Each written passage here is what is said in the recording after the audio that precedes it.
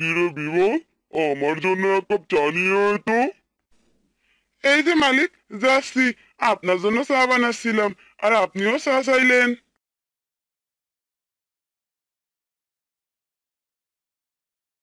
দে দে। তা তোর কাজকর্ম কেমন চলছে?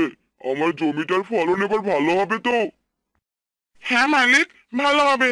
তবে জমিতে আর একবার সার দিতে হবে, সাথে পানি, তাহলে ভালো হবে। তাহলে বসে আছিস কেন রে? তাড়াতাড়ি সার আর পানি দিয়ে দে, ফসল আমার ভালো চাই। এ নিয়ে আপনাকে আর ভাবতে হবে না মালিক, ফসল একদম ভালো হবে। আমি তাহলে এখন জমিতে যাই, সার আর জল দিয়ে আসি। ঠিক আছে, যা তবে। এরপর বিমল মোড়লের বাড়ি থেকে বের হয়ে জমিতে যায় আর সার ছিটিয়ে দিতে লাগে আর জলও দিয়ে দেয়। সে পথ দিয়ে যাচ্ছিল রামু। কিরে বিমল, জমিতে পানি দিলি নাকি রে? হ্যাঁ দাদা, জমিতে পানি ছিল না, আর পানি না থাকলে কি করে ফসল ভালো হবে বলো তো? হ্যাঁ, তা ঠিক বলেছিস। কাজ শেষ করে আমার দোকানে আসিস, একসাথে বসে চা খাবো। ঠিক আছে দাদা। এরপর রামু সেখান থেকে চলে গেল আর বিমল কাজ করতে লাগলো। আর বিকেল বেলা রামুর দোকানের পাশ দিয়ে বিমল যাচ্ছিল। বিমলকে দেখে রামু ডাকতে লাগলো। কিরে বিমল, এ বিমল। আরে হ্যাঁ, রামু দাদা, তুমি তো আমায় আসতে বলেছিলে। আর দেখো, আমার তো মনেই নেই। দাও, তোমার হাতে বানানো এক কাপ চা দাও। এই নে। তা তোর মন কোথায় থাকে শুনি? কোথায় আর থাকবে, এই কাজেই মন থাকে। এবার যে জমিতে ভালো ফসল ফলাতে হবে, এজন্যই জমির ভালোভাবে পরিচর্যা করছি। হ্যাঁ রে, তাই তো তোকে সারাদিন কাজ করতে দেখি। কিন্তু এভাবেই যদি সারাদিন কাজ করতে থাকিস, তাহলে তো তোর শরীর খারাপ করবে রে। নিজের শরীরেরও একটু খেয়াল রাখিস। কাজ না করলে পেটে তো ভাত যাবে না। বাড়িতে বউ আর বাচ্চা না খেয়ে থাকবে, ওদেরও তো দেখাশোনা করতে হবে নাকি? হ্যাঁ দাদা, আমি এবার আসি। এই নাও তোমার কাপ।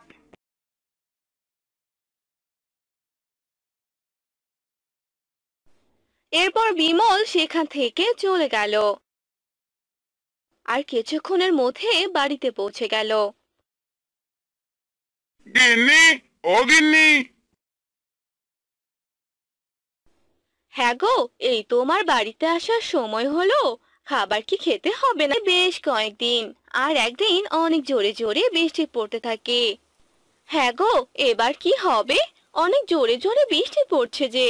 এভাবে বৃষ্টি পড়লে যে ফসলের অনেক ক্ষতি হবে। তাই তো দেখছি গিন্নি, বৃষ্টির কারণে যদি ফসল নষ্ট হয়ে যায়, তাহলে মালিকের যে অনেক কথা শুনতে হবে। আর কোনো টাকাও আমাকে দেবে না, এমনকি কাজ থেকেও বের করে দিতে পারে। এসব তুমি কি বলছো? কাজ না করলে সংসার চলবে কি করে? হে ভগবান, রক্ষা করো আমাদের। ভগবানের আশীর্বাদ ছাড়া যে আমি আর কোনো উপায় দেখছি না। ভগবান, আপনি আমাদের বাঁচান। এভাবেই বিমল ও তার বউ ভগবানের কাছে প্রার্থনা করতে লাগলো। কিছুক্ষণ পর বৃষ্টি থেমে গেল আর বিমল মোড়লের বাড়িতে চলে গেল। কি রে বিমল, আজ যে অনেক বৃষ্টি হলো, ফসলের কোনো ক্ষতি হয়নি তো? না না মালিক, এই বৃষ্টিতে ফসলের কোনো ক্ষতি হয়নি। তবে ভগবানের কাছে প্রার্থনা করছি, আর যেন বৃষ্টি না হয়। তুই ভগবানের কাছে প্রার্থনা কর, আর যাই কর, আমার ফসল ভালো হওয়া চাই, বুঝলি? জি মালিক। এরপর মোড়লের কথা মতো বিমল আবার জমিতে যায় আর ফসলগুলো দেখতে থাকে। যদি আর দুই একবার বৃষ্টি হয়, তাহলে তো সব ধান নষ্ট হয়ে যাবে। ভগবান, তুমি আমাদের রক্ষা করো, আর বৃষ্টি দিও না। এ কথা বলে বিমল বাড়িতে চলে এলো। আর রাত হয়ে যাওয়ার পর আবারও অনেক জোরে বৃষ্টি পড়তে লাগলো। এ দেখে বিমল ও তার বউ ভারী চিন্তায় পড়ে গেল। হ্যাঁ গো, এ যে আবার বৃষ্টি শুরু হলো। এভাবে বৃষ্টি পড়লে তো সব ফসল নষ্ট হয়ে যাবে। জানি না গিন্নি, কপালে যে কি আছে, আমার তো ঘুমোই আসছে না। কাল সকালে যে কি হবে ভগবান জানে। ভগবান, এবারের মতো আমাদের বাঁচিয়ে দিন। তুমি কোনো চিন্তা করো না তো, সবকিছু ঠিক হয়ে যাবে। এবার ঘুমিয়ে পড়ো। এরপর বিমল ও তার বউ ঘুমিয়ে পড়লো। ঘুমের মধ্যে বিমল স্বপ্ন দেখলো। তুই যদি রোদ দিয়ে ভাত রান্না করতে পারিস তবেই তোর ফসল সুরক্ষিত থাকবে। আমি কি স্বপ্ন দেখলাম? সাক্ষাৎ দেবী মা আমায় বললেন রোদ দিয়ে ভাত রান্না করতে। এ কি করে সম্ভব? গিন্নি, ও গিন্নি। আরে কি হলো, ডাকছো কেন এভাবে?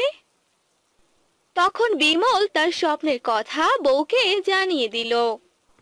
এ কিরকম কথা গো, রোদ দিয়ে ভাত রান্না? কিন্তু এখন তো বৃষ্টি পড়ছে, রোদও তো নেই, তাহলে ভাত রান্না করবে কি করে? সকালবেলা হয়তো বৃষ্টি কমে যাবে, তখন দেখবো কি করা যায়। এরপর তারা আবার শুয়ে পড়ে। পরদিন সকালবেলা বৃষ্টি কমে যায়, আর বিমল ঘুম থেকে উঠে বড় একটি পাতিলে চাল বসিয়ে উঠোনে দেয়। বৃষ্টির পরেই আজ অনেক রোদ উঠেছে, তবু কি আর ভাত রান্না হবে নাকি? রোদ যখন উঠেছে তাই ভগবানের ইচ্ছায় চাল বসিয়ে দিলাম। দেবীমা যখন আমায় এ কাজ করতে বলেছে তাই তো করছি। এখন সবকিছু ভগবানের উপর ছেড়ে দিলাম, তিনি আমায় রক্ষা করবেন। উঠোনে চাল বসিয়ে দিয়ে তারা ভগবানের কাছে প্রার্থনা করতে লাগলো। আর কিছু সময় পর বিমলের বউ পাতিলের ঢাকনা খুলে দিল। এ কি, এ যে চমৎকার কাণ্ড! কই গো, দেখে যাও, এ যে সত্যি সত্যি ভাত হয়ে গেছে।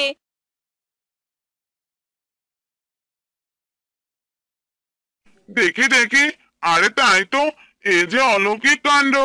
ভগবানের জয় হোক। হ্যাঁ গো গিন্নি, আমি এবার জমিতে গেলাম, দেখে আসি কি অবস্থা। এই বলে বিমল তার জমিতে যেতে লাগলো। যেতে যেতে দেখতে লাগলো সবার জমির ফসল নষ্ট হয়ে গেছে। এরপর বিমল তার জমিতে এলো। আমার জমির ফসল তো দেখছি একদম ঠিক আছে, কোনো নষ্ট হয়নি। যাই, এ কথা মালিককে জানিয়ে দিয়ে আসি। তারপর বিমল মোড়লের বাড়িতে চলে গেল আর মোড়লকে ফসলের কথা জানিয়ে দিল। আমি তো শুনলাম সবার ফসল নাকি এই বৃষ্টিতে নষ্ট হয়ে গেছে। তাহলে তাহলে আমার জমির ফসল ঠিকঠাক থাকলো কি করে? সবই ভগবানের আশীর্বাদ মালিক। বেশ বেশ, খুব ভালো। তাহলে ফসলগুলো উঠিয়ে তোর বাড়িতেই নিয়ে যাস, কারণ এই সবগুলো ফসল আমি তোকে দিয়ে দিলাম। আপনি কি বলছেন মালিক? হ্যাঁ, এসব আমি সত্যি কথাই বলছি। আর সামনের মাস থেকে তোর মজুরি বাড়িয়ে দিলাম। আপনাকে অনেক ধন্যবাদ মালিক। এরপর বিমল সেই সবগুলো ফসল উঠিয়ে তার বাড়িতে নিয়ে গেল আর বউকে সব কথা জানিয়ে দিল। এসব শুনে বিমলের বউও অনেক খুশি হয়ে গেল। এরপর থেকে তারা সুখে শান্তিতে থাকতে লাগলো।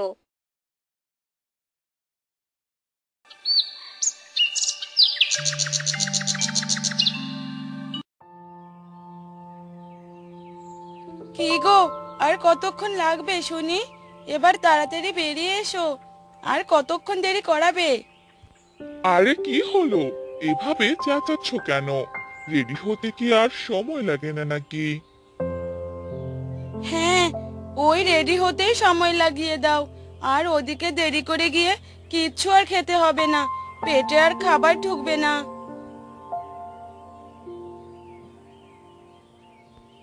আরে হয়েছে, এভাবে আর চেঁচামেচি করতে হবে না।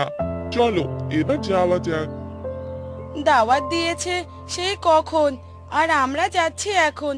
মনে হয় আজ আর খাবার পাবো না। আরে এত বক বক করো না তো, চলো চলো।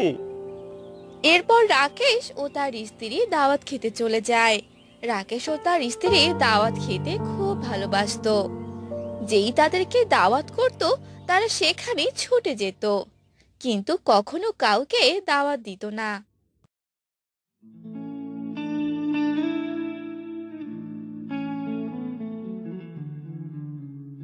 কি ব্যাপার রাকেশ দাদা, এত দেরি করে আসলে যে? রাস্তায় কোনো অসুবিধা হয়নি তো?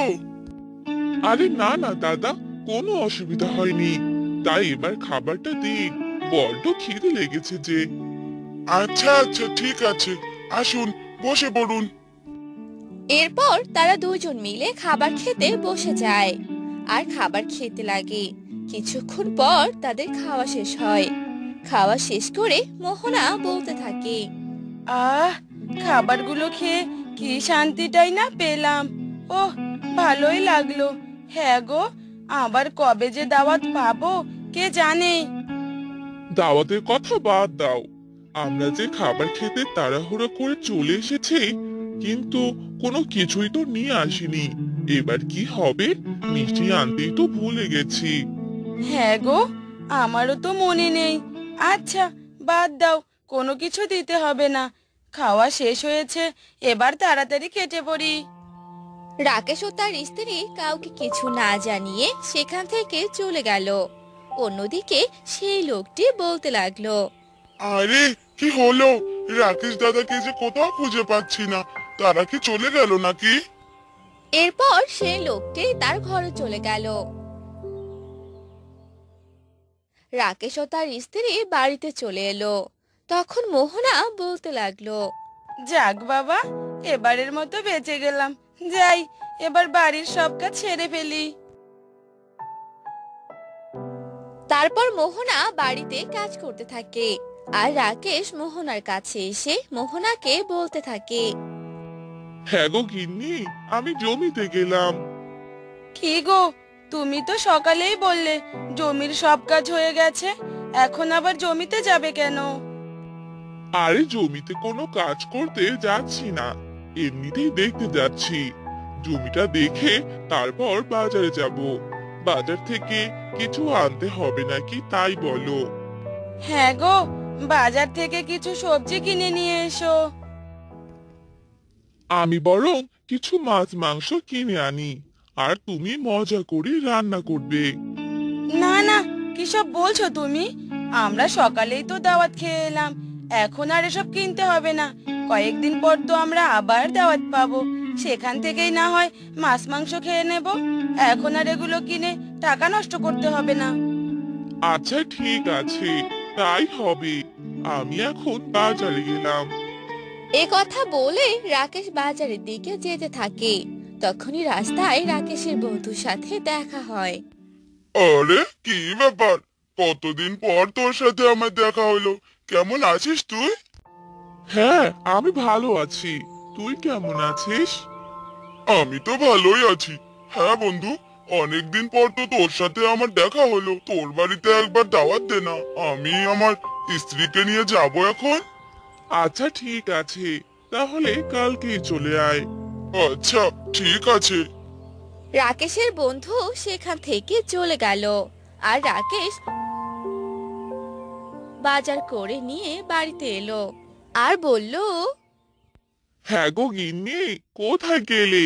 এই নাও বাজার এনেছি। হ্যাঁ গো, আজ তোমায় কেউ দাওয়াত দেয়নি, বাজার থেকে তো ঘুরে এলে। না গো, আমায় কেউ দাওয়াত দেয়নি, আমি বরং দাওয়াত দিয়ে এসেছি। সে কি কথা? এসব কি বলছো তুমি? হ্যাঁ, দাওয়াত দিয়ে এসেছো মানে? এবার তাদেরকে আমি কি খাওয়াবো শুনি? কি আবার খাওয়াবে? আমি বাজার থেকে মাছ মাংস কিনে নিয়ে আসবো, তাই রান্না করবে। এবার বুঝি আমাদের সব টাকা যাবে। কেন যে দাওয়াত দিতে গেলে তুমি? এসব বলে মোহনা ঘরে চলে গেল। পরদিন রাকেশ বাজারে গেল আর সবকিছু কিনে আনলো আর মোহনা রান্না করলো। কিছুক্ষণ পর তারা রাকেশের বাড়িতে চলে এলো। হ্যাঁ গো দিদি, ভালো আছো তুমি? হ্যাঁ দিদি, আমি ভালো আছি। এসো দিদি, ঘরে এসো। এই নাও দিদি, তোমাদের জন্য আমার গাছের একটি লাউ নিয়ে এসেছি। এই লাউ খেতে অনেক সুস্বাদু। আগে জানতাম কারো বাড়িতে দাওয়াত খেতে গেলে মিষ্টি নিয়ে যায়, এখন তো দেখছি লাউ নিয়ে এসেছে। আরে দিদি, তুমি কিছু বললে? না না, কিছু বলিনি, ঘরে এসো তোমরা। এরপর তারা ঘরে চলে যায়। মোহনা তাদের সবাইকে খাবার খেতে দেয়। খাওয়া দাওয়া শেষ করে তারা সেখান থেকে চলে যায়। তখন মোহনা তার স্বামীকে বলে, দেখলে তো, ওরা আমাদের জন্য মিষ্টি নয়, লাউ এনেছে, লাউ। এবার লাউটা রান্না করে দেব, তুমি একাই খেও। না না, আমি কোনো লাউ খাবো না। আর তুমি খেতে না চাইলে এটা বরং ফেলে দিও। পরদিন সকালে মোহনা লাউটিকে বাহিরে ফেলে দিয়ে আসে। আর এভাবে কেটে যায় বেশ কয়েকদিন। একদিন মোহনা উঠোন ঝাড়ু দিয়ে ময়লাগুলো বাহিরে ফেলে দিতে যায়। আরে, এই গাছটি কিসের? আমি তো এখানে কোনো গাছ লাগাইনি, এ গাছ হলো কি করে?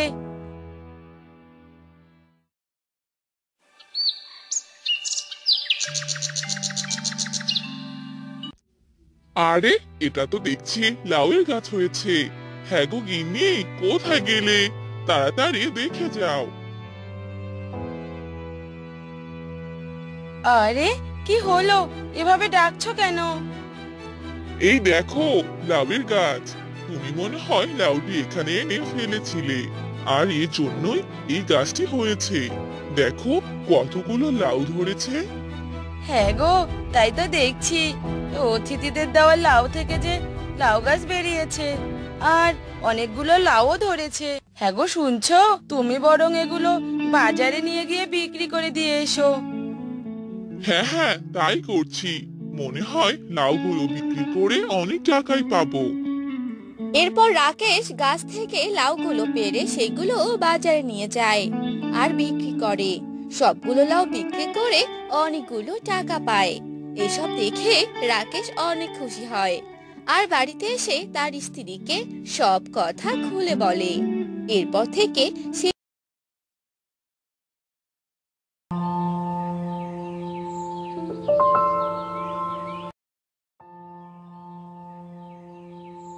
লক্ষ্মী, এই লক্ষ্মী, কোথায় গেলি রে কপালপুরি?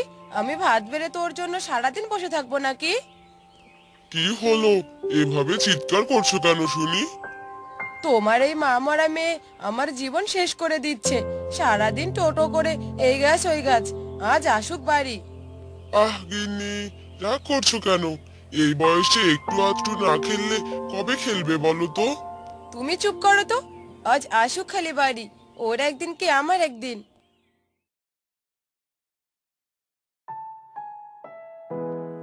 ওই তো একটা আম কি সুন্দর পেকেছে। ওই আম তো আমার চাই চাই, কিন্তু কিভাবে পারবো? আমি যে গাছে উঠতে পারি না। যাই, একবার চেষ্টা করে দেখি।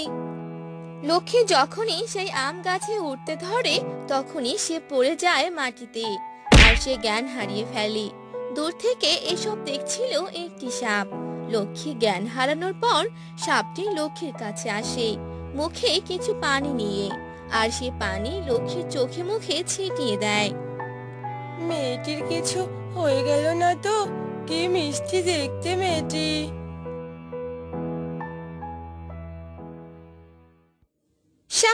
সাপ সাপ, বাঁচাও! কে কোথায় আছো? বাঁচাও আমাকে! তুমি চিৎকার করো না, আমি তোমার কোনো ক্ষতি করব না। ও মা গো, এই সাপ দেখি কথা বলতে পারে। হ্যাঁ, আমি কথা বলতে পারি। আচ্ছা, এবার বলো তো, তুমি এই গাছে কেন উঠতে চেয়েছিলে? ওই যে দেখো, কি সুন্দর একটা পাকা আম, খেতে নিশ্চয়ই অনেক মজা হবে। ওই আমটি পাড়তে চেয়েছিলাম। আচ্ছা, এই ব্যাপার। তুমি এখানে বসো, আমি এক্ষুনি ওই আম পেড়ে আনছি। এরপর সাপটি গাছ থেকে আমটি পাড়ে আর লক্ষ্মীকে দিয়ে দেয়। সাপ দেখলে সবাই ভয় পায়, কিন্তু তুমি কত ভালো, আজ আমার প্রাণ বাঁচালে। আজ থেকে আর কখনো কাছে উঠবে না। কিছু খেতে ইচ্ছে করলে এই নদীর ধারে এসে বন্ধু বন্ধু বলে 3 বার ডেকো, আমায় পেয়ে যাবে। আজ থেকে তাহলে আমরা বন্ধু। জানো তো সাপ বন্ধু, আমার তো মা নেই, সৎ মা সব সময় আমাকে বকে। মন খারাপ করো না, যখনই তোমার মন খারাপ হবে এখানে চলে এসো, কেমন? এ কথা বলে লক্ষ্মী সেখান থেকে চলে আসে। আর সাপটিও নদীতে চলে যায়। এলেন মহারানী, আসুন আসুন। তা মন্ডা মিঠাই কি দেবো বলুন? মা! চুপ থাক মুখ পুরি। ওই অলক্ষণে মুখে আমাকে মা ডাকবি না। মামা করে জন্মের সময় তো একজনকে খেয়েছিস, তবুও তো স্বাদ মেটেনি। কোথায় ছিলি সারাদিন? এ কথা বলে লক্ষ্মীর সৎ মা হাতে থাকা লাঠি দিয়ে লক্ষ্মীকে মারতে থাকে। আর লক্ষ্মী নিরুপায় হয়ে মার খেতে থাকে। মা, মেরো না, আমার যে খুব লাগছে, আমি আর কখনো খেলতে যাব না। যা রান্নাঘরে যা, গিয়ে রান্না কর। এবারের মতো বেঁচে গেলি, পরের বার এমন ভুল করলে বিষ খাইয়ে মেরে ফেলবো তোকে। লক্ষ্মী রান্নাঘরে গিয়ে রান্না করতে থাকে আর কান্না করতে থাকে। মা, তুমি আমাকে একা রেখে কেন চলে গেলে? বাবা যে আমায় একটুকুও ভালোবাসে না।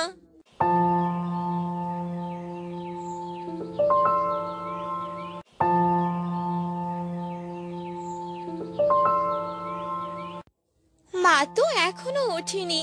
যাই, আমি বরং সাপ বন্ধুর জন্য একটু দুধ নিয়ে যাই। সাপ বন্ধু অনেক খুশি হবে।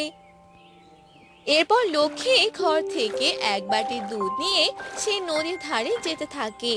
আর নদীর ধারে গিয়ে, সাপ বন্ধু, সাপ বন্ধু, ও সাপ বন্ধু! লক্ষ্মীর ডাকে সাপ নদী থেকে উঠে আসে। তুমি এসেছো বন্ধু? আমি তো ভেবেছিলাম আমাকে তুমি ভুলেই গেছো। তা কি করে হয় বলো? তুমি যে আমার প্রাণ বাঁচিয়েছো। সাপ বন্ধু, এই দেখো তোমার জন্য কি এনেছি। নাও, তাড়াতাড়ি এই দুধটুকু খেয়ে নাও দেখি। দুধের বাটি এগিয়ে দেওয়ার জন্য যখন হাত বাড়ায়, সাপ তখন লক্ষ্মীর হাতে মারের দাগ দেখতে পায়। কি ব্যাপার বন্ধু, তোমার শরীরে এগুলো কিসের দাগ? ওসব কিছু না, তুমি খেয়ে নাও তো। না, তুমি সত্যি কথা না বললে আমি খাবো না। সাপের জেদের কাছে হেরে লক্ষ্মী সব কথা খুলে বলে।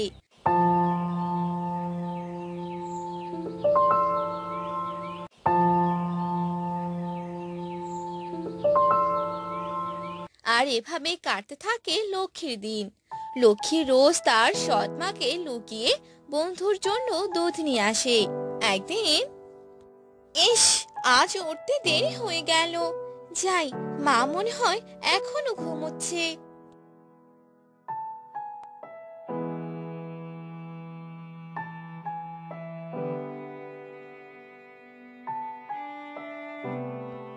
তারপর লক্ষ্মী আশেপাশে না তাকিয়ে দুধের বাটি নিয়ে বাড়ি থেকে বের হয়।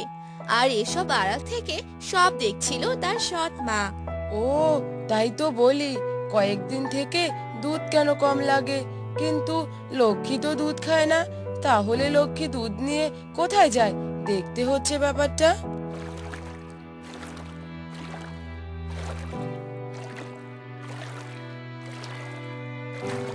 লক্ষ্মীর মা তখন লক্ষ্মীর পিছু নিতে থাকে। আর সে নদীর ধারে গিয়ে পৌঁছায়। তখন লক্ষ্মীর মা গাছের আড়ালে লুকায়। বন্ধু, এই যে রোজ তুমি আমার জন্য দুধ আনো, তোমার সৎ মা জানতে পারলে তো তোমাকে অনেক মারবে। ওসব ভেবো না তো, মা তো এত সকালে কখনো ঘুম থেকে ওঠে না। নাও, তাড়াতাড়ি খেয়ে নাও।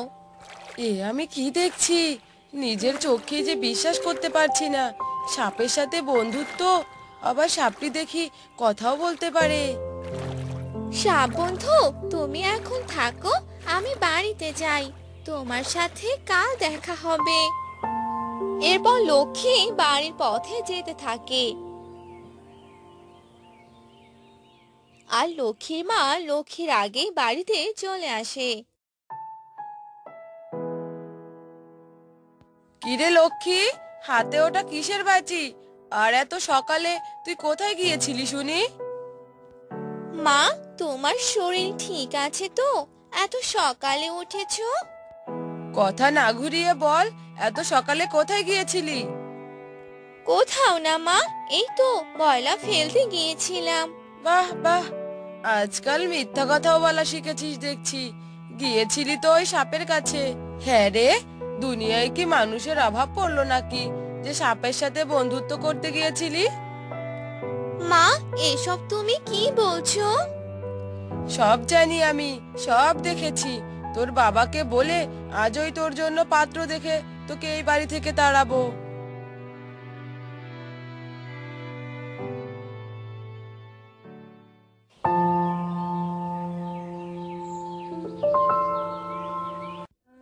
পাত্রপক্ষ তো দেখে গেল, কাল তো আমাকে বিয়ে করে নিয়ে যাবে।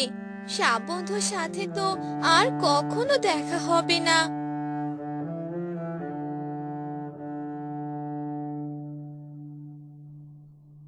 এ কথা ভেবেই লক্ষ্মী রাতের বেলা বাড়ি থেকে বের হয়ে যায়। আর তার সৎ মা সেটা দেখতে পায়, লক্ষ্মীর পিছু পিছু যায়। সাপ বন্ধু, সাপ বন্ধু, ও সাপ বন্ধু।